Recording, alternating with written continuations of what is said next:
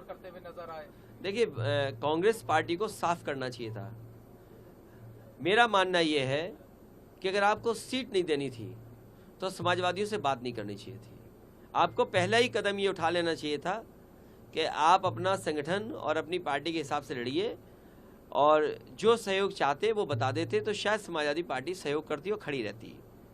लेकिन उन्होंने कोई जानकारी नहीं दी, न कोई समाजवादी पार्टी को इस लायक समझा उन्होंने। इसलिए समाजवादी पार्टी वहीं लड़ रही है जहां पर समाजवादी पार्टी का संगठन और मजबूत प्रत्याशी है। इंडिया गठबंधन से अलग हो गए हैं आप? इंडिया गठबंधन अब मुझे पता लगा है मध्य प्रदेश के बाद भारत के चुनाव के लिए है, इंडिया के चुनाव के लिए है, देश के चुनाव के लिए है। तो देश का चुनाव आएगा तब बात की जाएगी, और जिसको सीट चाहिए होगी या जिस पे बातचीत होगी वो अलग प्लेटफॉर्म है।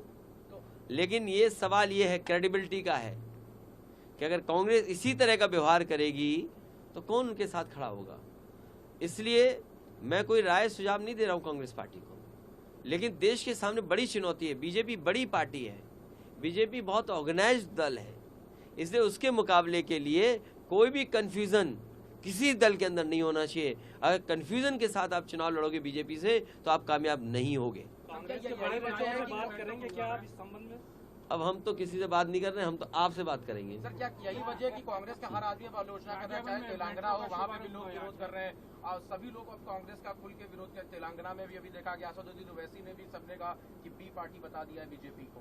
नहीं तो वो तो आप जानकारी कर लें कि बीजेपी को हराने के लिए सवाल बीजेपी का नहीं है, सवाल है कि संविधान कैसे बचेगा। सर, अखिलेश यादव ने आरोप लगाया कि ठाकरे उनने भी बोला, अरे भाई छोड़ो अखिलेश। आप इंडिया गठबंधन अब मुझे पता लगा मध्य प्रदेश के बाद भारत के चुनाव के लिए है, इंडिया के चुनाव के लिए है, देश के चुनाव के लिए है। तो देश का चुनाव आएगा तब बात की जाएगी, और जिसको सीट चाहिए होगी या जिसपे बातचीत होगी वो अलग प्लेटफॉर्म है। तो लेकिन ये सवाल ये है, क्रेडिबिलिटी का है, कि अगर कांग्रेस इसी तरह का व्यवहार करेगी तो कौन उनके साथ खड़ा होगा। इसलिए मैं कोई राय सुझाव नहीं दे रहा हूँ कांग्रेस पार्टी को, लेकिन देश के सामने बड़ी चुनौती है। बीजेपी बड़ी पार्टी है, बीजेपी बहुत ऑर्गेनाइज्ड दल है, इसलिए उसके मुकाबले के लिए कोई भी कंफ्यूजन किसी दल के अंदर नहीं होना चाहिए। अगर कंफ्यूजन के साथ आप चुनाव लड़ोगे बीजेपी से तो आप कामयाब नहीं होगे। सर, अखिलेश यादव ने आरोप लगाया कि ठाकरे उनने भी बोला, अरे भाई छोड़ो अखिलेश।